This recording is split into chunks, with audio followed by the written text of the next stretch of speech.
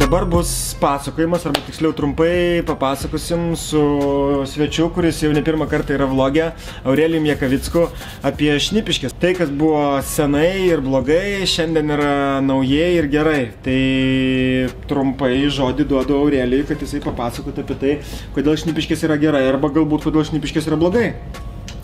Man apskritai pavadinimai iš šitos perspektyvos pavadinimas labiausiai tinkantis šitą vietą yra naujasis miesto centras. Okay. Tai mano labiausiai limpantis dalykas. Bet tuo pačiu tai yra mažiausiai arba ilgiausiai realybės neatitinkantis ir besitęsiantis reiškinys.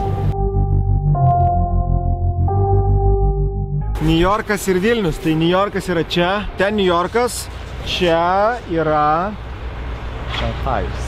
Šanchajus. Vat čia yra, jeigu reiktų, kaip sakant, paimti nuotrauką arba pastatą, ne, ir dėti į vaizdinę Šanchajus nuotrauką, tai čia vat būtų Vilnius Šanchajus. Tualetas nauja statyba, namas sena statyba. Tai ta prasme, dar kartą atkreipkite dėmesį, tualetas, šiek tiek tolėliau lytinis, nauja statyba, namas sena statyba, centrinis šildymas, mediniai langai, apšiltintas. Ventiliuojamas fasadas. Jo, ventiliuojamas fasadas. Nes apie tai šnekama jau, nežinau, turbūt nuo pat nepriklausomybės. Bet tai vyksta taip lėtai, kad Perkūnkiemis jau visas užsistatė. O čia išdygo keletas tik tai verslo centrų. Ir klausimas, ar mes norime naujajame Vilniaus centre Perkūnkiemio? Ne, mes nenorime, bet jis, kaip mūsų žymus ekonomistas Mauricas rašė kažkada, tai visai netoli to taps.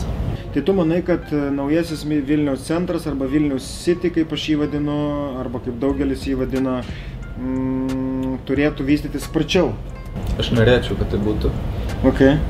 Bet tai turbūt labai sunku padaryti, kadangi čia yra per daug interesų ir tuo pačiu per daug šnipiškių problemų, kurių praktiškai neįmanoma išspręsti, arba kurios labai lėtai sprendžiam.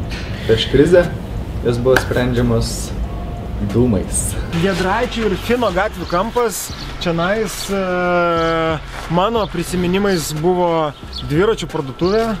Ir kažkaip susimastęs apie tai, kad čia buvo toks dviračių butikas, galvoju, kad jisai ir galėtų būti, tarkim, tam pačiam Londone yra, dabar nepasakysiu, kai vadinasi dviračių parduotuvė, bet kavinė, kuri yra kartu su dviračių parduotuvė, vadinasi Look Mom No Hands.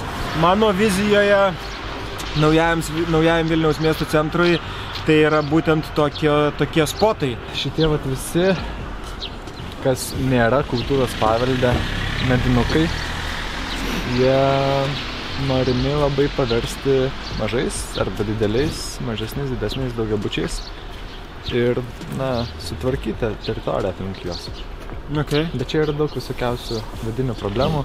Pavyzdžiui, tai, kad neįmanoma nupirkti to turto, nes yra 8 skirtingi savininkai po 3 kvadratus ir, ten surasti juos neįmanoma, vieni neadekvatus, kiti ten išvažiavę ir panašiai. Plius yra čia techninių problemų, kaip vandentekis senas ir taip toliau ir taip toliau. Nes realiai daugiabutis su vandens kolonėlė lauke turbūt turėtų būti įdomus eksperimentas. Nišinis projektas. Nišinis projektas. Daugiabutis su vandens kolonėlė lauke ir, žodžiu, perkantiems buto dovanų 2 kibirai. Kol Vilnius sprendžia, Kaunas vystosi. Tai ką tu apie tai manai? Taip, ypač šita vieta, nes čia labai daug minčių, daug noro padaryti tą nuostabų naująjį Vilniaus centrą, be klaidų, bet turbūt tą neįmanom padaryti. Ir, tuo pačiu reikia šiek tiek turbūt pasileisti ir eksperimentų būdu. Čia vienas yra iš pavyzdžių, kaip galėtų atrodyti ta Giedraičių gatvė išsaugota. Šitas namas nemedinis, mūrinis, jį galbūt šiek tiek lengviau buvo atnaujinti, galbūt lengviau ir išsaugoti jo reliktą, bet ne tik tai pats pastatas yra esmė, bet tai, kaip viskas paruošta. Yra naujas tvoras, automatiniai vartai, viduje yra kiemas, labai gražus, erdvus kiemas su uždaru parkingu, tvarkingos laiptinės. Na, tikrai čia toksai vienas iš išskirtinių namų. Ir tai galėtų būti tas toksai išskirtinumas Šanchajus. Dangoraižių, tarp aukštų, naujų namų, mažiukai, kaip Niujorke, bažnyčios, kurios anksčiau buvo didelės, dabar yra super mažas palyginant su visais kitais daugiabučiais. 9 iš 10 nekilnojamo turto profesionalų, paminėjus žodį Korėja, išpučia akis, pas juos pradeda po truputį stotis piestų plaukai ir jie sako, tik ne tai, Tomai. Ir aš labai ilgą laiką bandau išsiaiškinti, kas tas yra tik ne tai. Žmonės parinasi dėl to, kad galima buvo statyti tiek aukštų, pastatė daugiau, susitvarkė viską, kaip kad dažnai būna viskas susitvarkoma. Po to, kas ten gyvena, sakė, biški sienos skyla.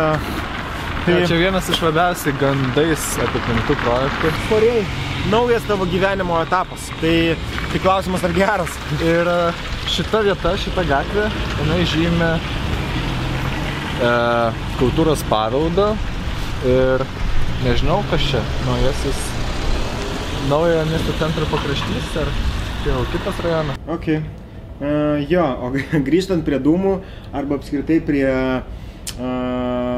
medinukų, kurie Šnipiškėse yra pakankamai populiarūs, tai mano pirminė idėja, aš atsimenu kažkurią tai visai neseniai, kai paskaičiau, kad, žodžiu, Giedraičių gatvėje yra tie mediniai namai ir jie yra paveldas, bla bla bla.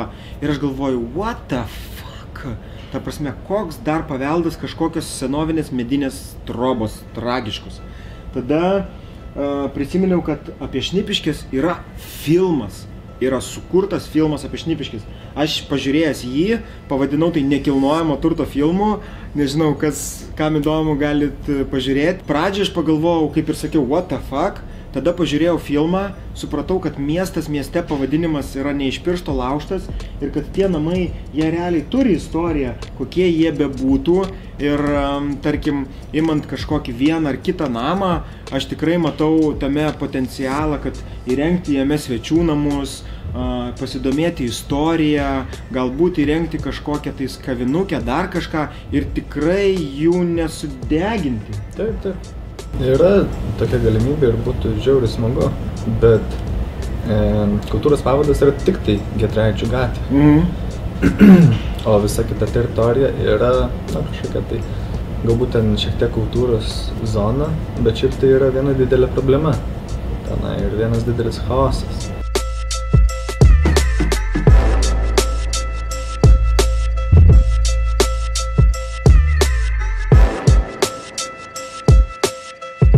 Dažnai tenka vaikštinėti pro Šnipiškes ir su ankstesniu darbu, kas buvo susiję, irgi dažnai praeidau ir visada mėgstu eiti kažkur tai, kur dar nejau, kažkuriais kiemais, nes labai įdomu, sakykim, tie patys filmai, kurie buvo filmuoti Šnipiškės, o įdomu, galvonu pasižiūrėti, kaip atrodo, kame čia tas miestas. Kodėl niekas nevyksta, tai natūraliai atėjau ir kolegų paklausiu, kurie su patirtim, ar tai valdžios kažkokius interesus, dėl ko čia nevyksta, dėl ko elementariai net gatvės yra, sakykim, negrindžiamos, progresas nevyksta. Ir pradėjau gilintis. Bendruomenė pati tik jau keli metai dabar gal pradeda kažkiek tai, sakykim, reikštis ir judinti, nes, kai niekas, vadinkim, taip neprašo, niekas neskatina valdžios, irgi dažniausiai pas mus niekas nejuda.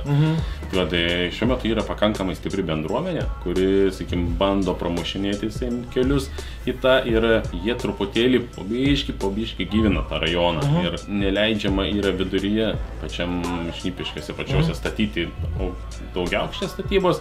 Tas ir įtakoja, kad tas rajonas tiek, kiek vidiniai gyventojai judina, tiek tas ir vyksta. Tikrai faina šalia visų šitų dangoraižių, ofisų naujausių, kad mažaaukštė ta statyba senoji, kad jie infiltruotų, kad galbūt ir, kaip rašiau ir straipsnėje, kad galima tai paversti antrų, vadinamų, kaip ir Lietuvoje, silicio slėnių, kažką integruoti, kad kažkiek jie susilietų, vadinkim, kad nebūtų visiškai, sakykim, kaimo turizmas ir naujai, bet tai gražiai sueitų ir vienas su kitu derėtų. Ir matau perspektyvą, iš tikrųjų, tai būtų vienas manau, šiai dienai galbūt perspektyviausių rajonų.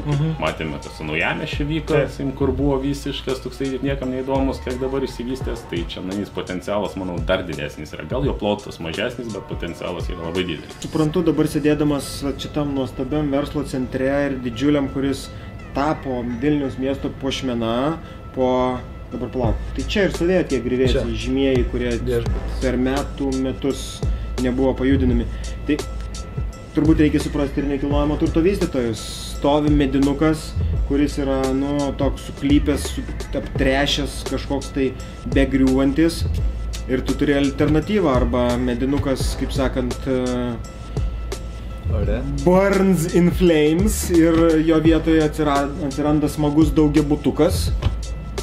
Arba tu turi medinuką, kuris nei 5, nei 10.